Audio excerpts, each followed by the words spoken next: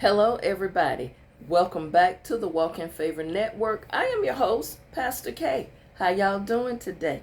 Oh, I got some fire, as the young people say, emails last night when I was talking about secrets.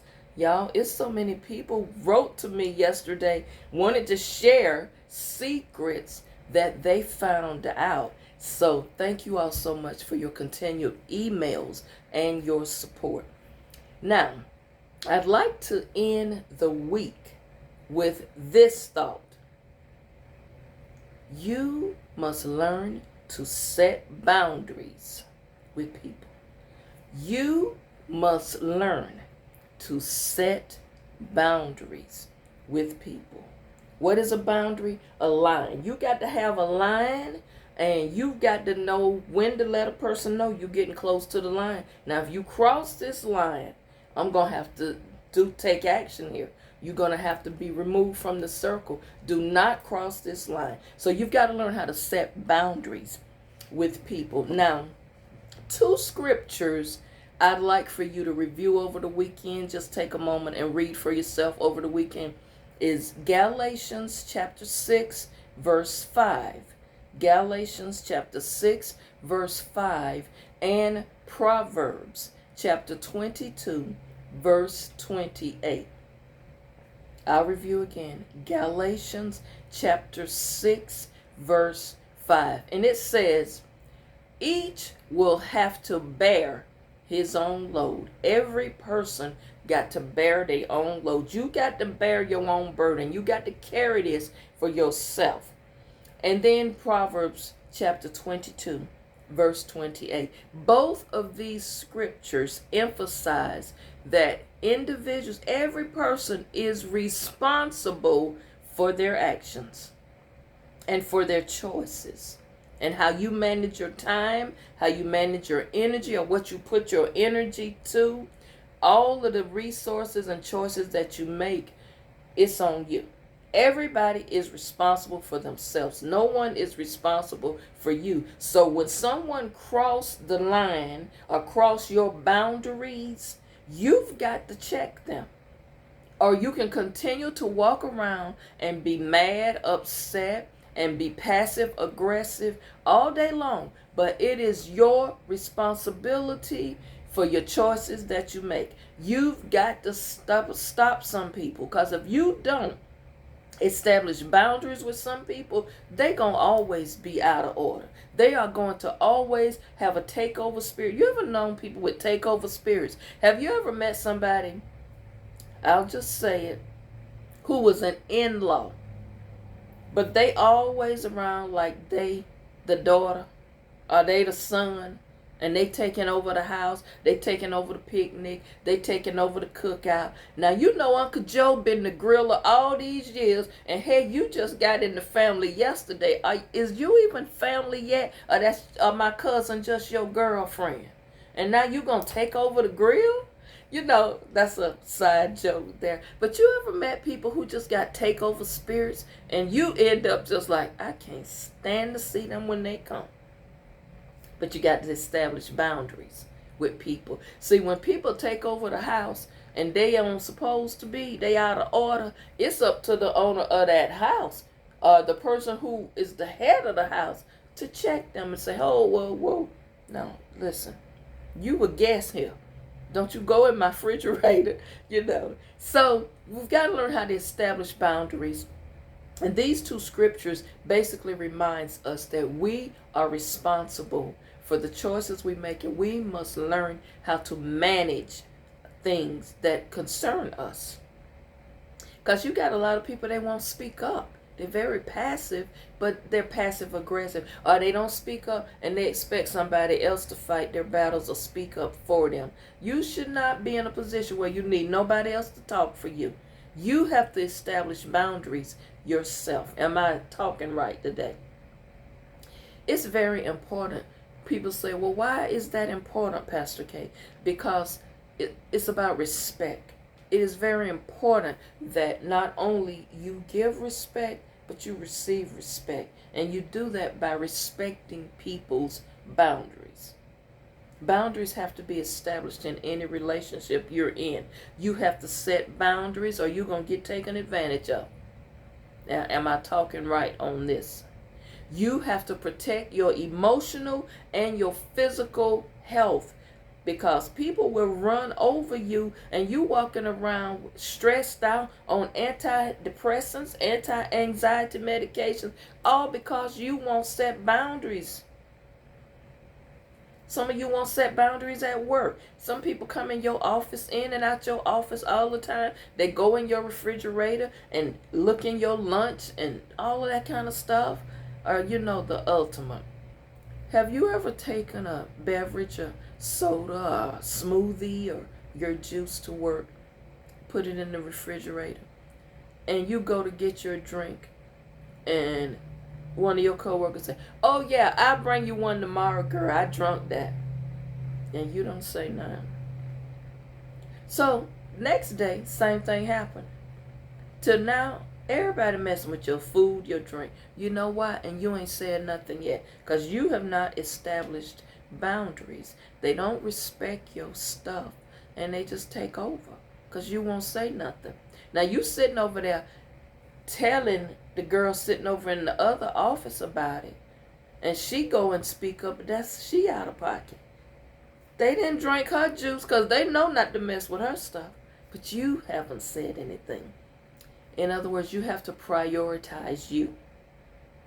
You have to have people respect your space. But let me say something a little bit different. You ever had people don't respect your time? Now, me being in ministry, oftentimes I may get phone calls or, opportunities to go and do speaking engagements. Now, I'm a person about promptness. I like things being prompt and things to be done professionally. And you get to a place and it's like, okay, I'm at the right place. This is the name of the church, right address. Ain't nobody here. Now, you don't sit there 45 minutes before they come and open the place. This was supposed to start 2 hours ago. You're not respecting my time. Or I go to a premarital counseling session and the couple don't show up for an hour and a half, no phone call, no nothing, just show up like nothing. And you say, I have to go, I have another appointment scheduled. Oh, well, I thought, no, you're running late and you didn't respect my time, so you need to reschedule. It's nothing wrong with saying that. You wasn't nasty about it. You just spoke a truth. Now, the next time they'll know either I'm going to get here on time or this person is going to be gone. So you've got to teach people how to treat you. That's a known fact. You teach people how to treat you. If you allow people to run over you and talk over you and disrespect you, that's what will happen because you have not established or set boundaries. So one thing you have to do, you have to let a person know when they've crossed the line. Even when people just ingest joking and stuff like that, you've got to let a person know, don't cross this line. Don't say this. Because if you say this, it's going to put me in bad space. And some people just jug at you and say little things because they know it'll get under your skin. Establish boundaries. In essence, when you set boundaries, it effectively communicates that you are promoting and protecting your peace. Don't do this because it's going to get me out of peace.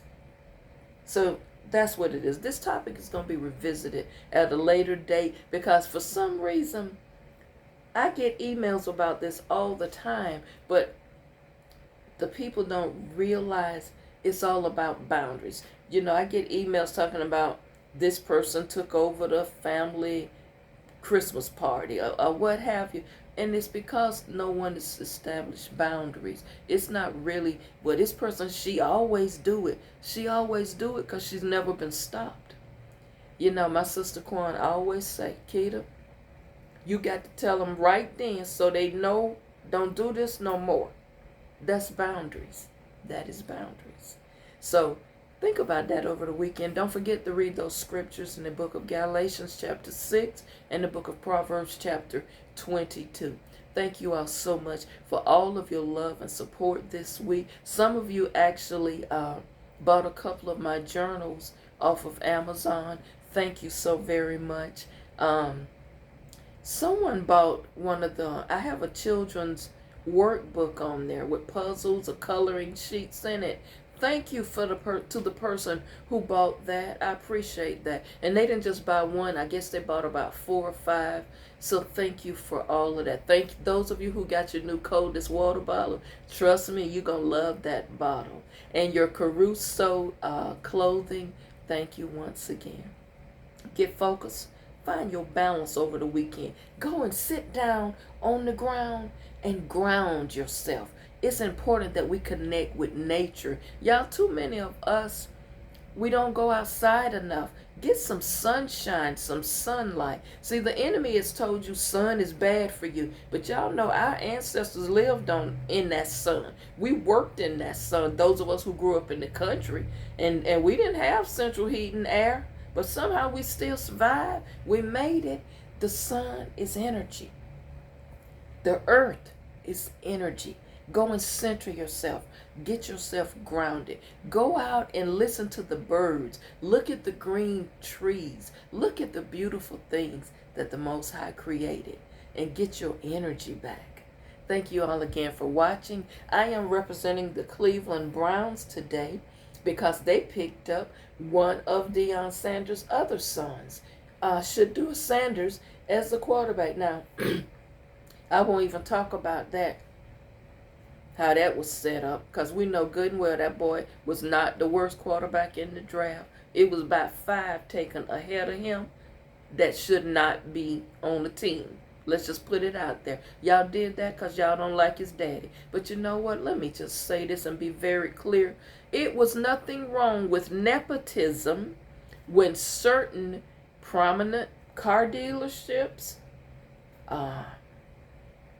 department stores, banks, all different type of businesses. Nothing was wrong with nepotism then. Y'all bash LeBron James about his son. You bashing Deion about his sons. But nobody talks about nobody else is bringing their son into the family business, or giving their son or daughter a helping hand. Y'all need to do better. And what the sad part about it, more people look like us is running them down. Y'all got this thing messed up. Because I don't know anybody who will not help their child succeed, or give a job to their niece or their nephew or their grandchild or their son or daughter. If you own a business, you telling me you won't hire nobody in your family. You won't give them a helping hand and say, you know what? I'm gonna teach you how to do this. So one day you can take over the family business. Or you can keep the family business going, because this is our legacy. Y'all really don't think the owner of Amazon not doing that?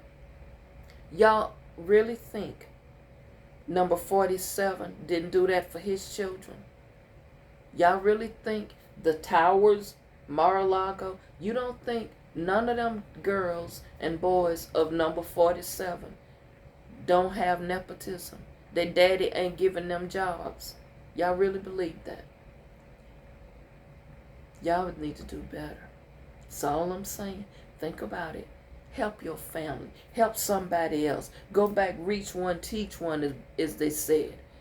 You know, that's the problem with us. We don't help each other. We tear each other down. We will go patronize a hair store across town from people who may not even like us. And somebody who looked like us got a hair store 2 blocks away from your house. Girl, I ain't going there. Her price is too high. Oh, she don't have the number 28 like I like. Or she don't. You won't even help. That's not good. You gotta learn how to unite. Think about that over the weekend. Comment, like, and share. Subscribe and follow me. I'm on all platforms, y'all. Please, please, learn to love yourself and learn to love each other. Celebrate yourself as you celebrate other people. Never get too big and too prideful that you can't help somebody else. And more importantly, you share DNA with people that you won't even help. And you won't even go and blessed. Not good. Think about that over the weekend. I see y'all back on Monday. Have a wonderful weekend.